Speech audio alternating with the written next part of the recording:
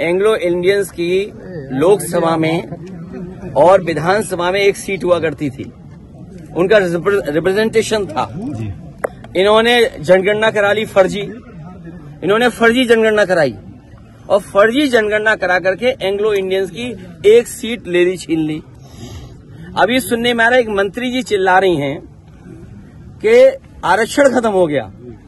अच्छा, आप खुद सोचिए, सरकार में भी रहेंगे और आरक्षण की भी बात करेंगे, तो जिन्हें आरक्षण की चिंता है, जो पिछड़े दलित और अल्पसंख्यक आदिवासी भाई बहन हैं, चाहे वो दिल्ली में हो चाहे लखनऊ में है, तुरंत बीजेपी को छोड़ दें,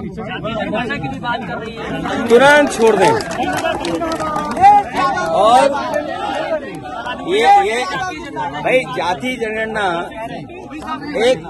एक स्टूल किट नेता हैं, वो बहुत किट कर रहे हैं, किट। मुझे लगता है उनका ऑफर मुझे खत्म करना पड़ेगा। सुनने में आ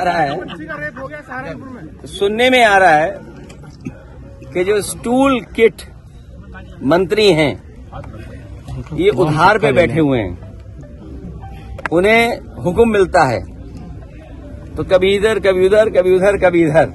कम से कम इन्हें कास्ट सेंसस की बात करनी चाहिए, जाति जनगणना की बात करनी चाहिए, और जो आरक्षण खत्म हो रहा है उसके बारे में बात करना चाहिए। हमारा जो साथी कह रहा है, सहारनपुर में जिस तरह की घटना हुई है, पीलीभीत में एक महिला खेत पे गई, उसके साथ गलत घटना हुई।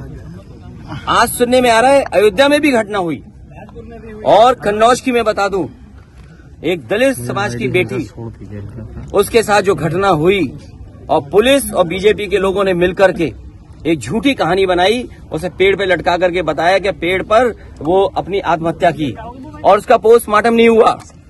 ये पोस्टमार्टम किसकी वजह से नहीं हुआ है? वहां के बीजेपी के नेता हैं जिनकी वजह से पोस्टमार्टम उस बेटी का नहीं हुआ है। हम तो आपके तरफ से मांग करेंगे कि जिस बेटी को पेड़ पे लटकाया गया था कन्नौज की, जिसका पोस्टमार्टम नहीं हुआ, उसका दोबारा पोस्टमार्टम कर करके, और जो उसके बीजेपी के कार्यकर्ता नेता शामिल थे, उन पर भी इसी तरह बुलडोजर चलाया जाए।